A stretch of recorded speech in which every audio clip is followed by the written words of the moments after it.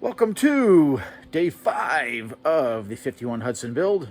It's not a running and driving car yet, but we're getting there. It's another day of grinding and welding and basically getting dirty. So when I left off, I had the Jag front suspension just set under the car. I knocked it around until I liked where it sat. I liked how the wheels looked in the wheel well. Can't really see too well from this view, can you? But looks pretty good. I think it's pretty good.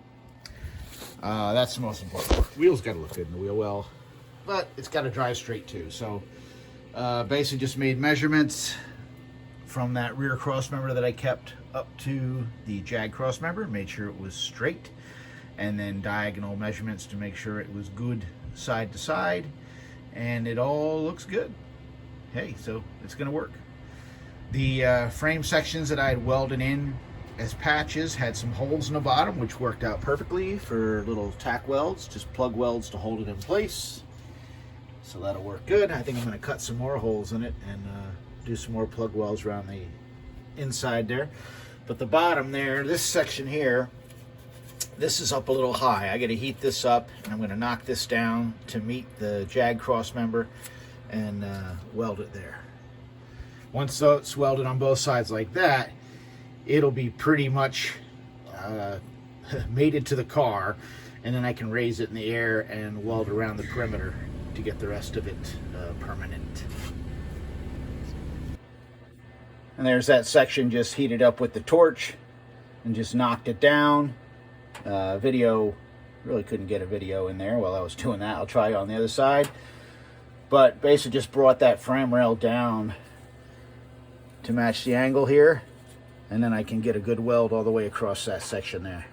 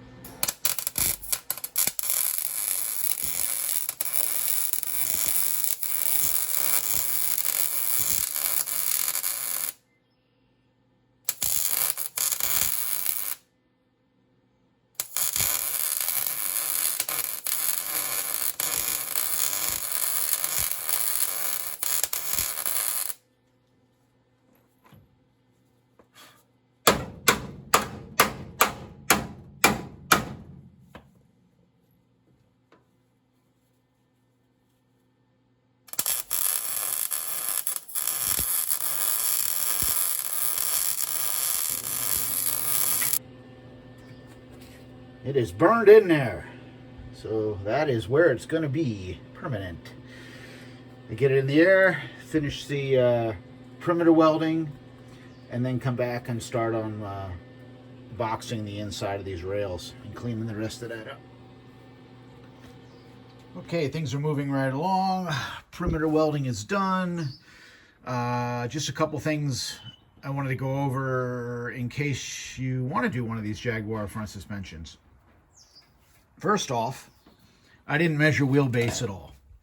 I do everything by eye. It's just the way I do it, because I have found that sometimes factory wheelbase doesn't put the tires where I want them in the wheelhouse. So I do it by eye. Next thing is, as far as angles, you want the car to be at your ride height angle when you set this up.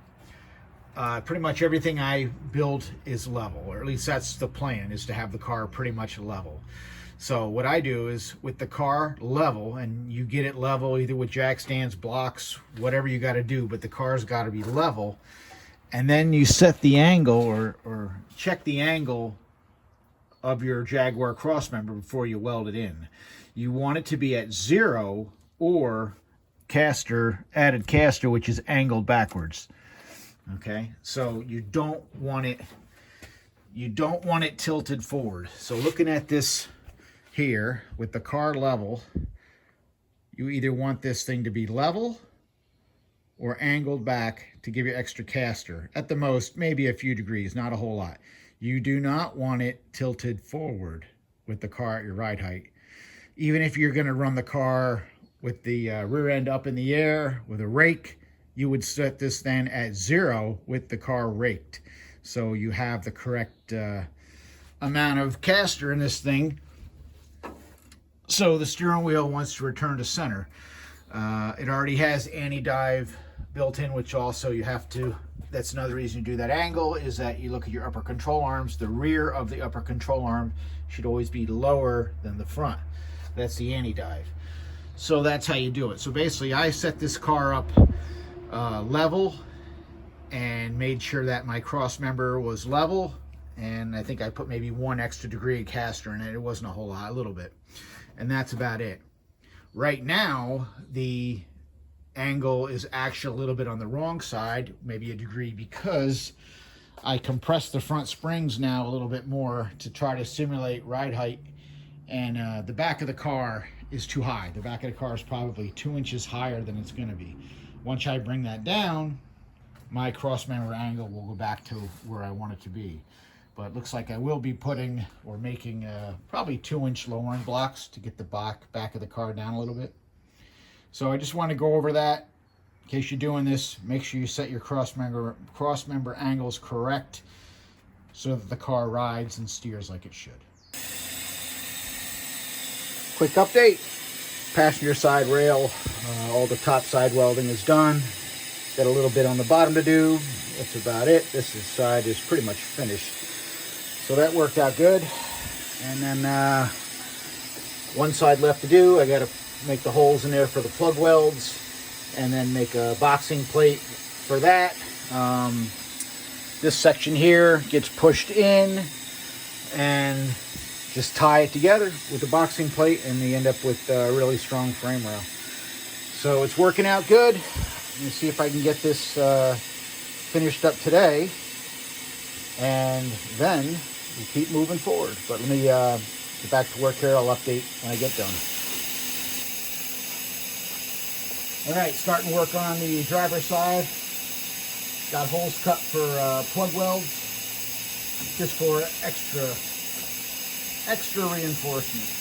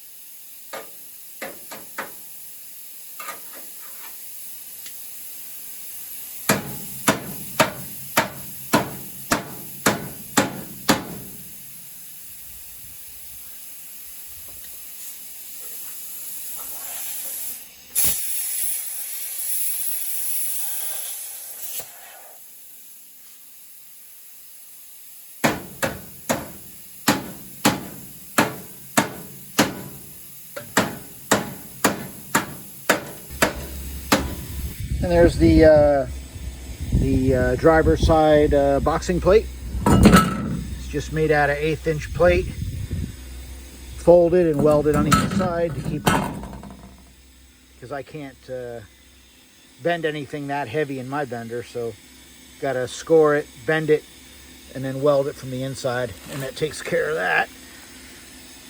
And that, I think, is the last piece of the puzzle here.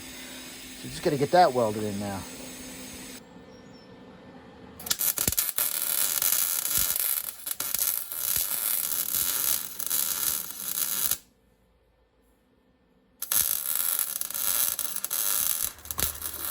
Finally, done. That was one of the big projects. That was, I think, 3 days. 1 day to strip the original suspension out. 1 day to start straightening the rails. 3rd day was finish straightening the rails and mock up the front end. And 4th day was today. So 4 days of work to put the Jag in. It's not done. I still got to make the upper shock mounts, but at least it's installed and I can move on to a different project because I'm tired now. All right, that's the end of the day 4 video. I am wiped out. At least, is it day 4? This might be day 5 video. I don't know. I can't keep track. Regardless, I'm wiped out. I'm done. It's been a full day. Just put all the tools away, swept up a couple pounds of cut-off wheel dust, and that's enough. So we're moving along. I think maybe next we'll be mocking up the engine and transmission. It could be. All right, we will see you on the next one. And I still got to get back to that car up there.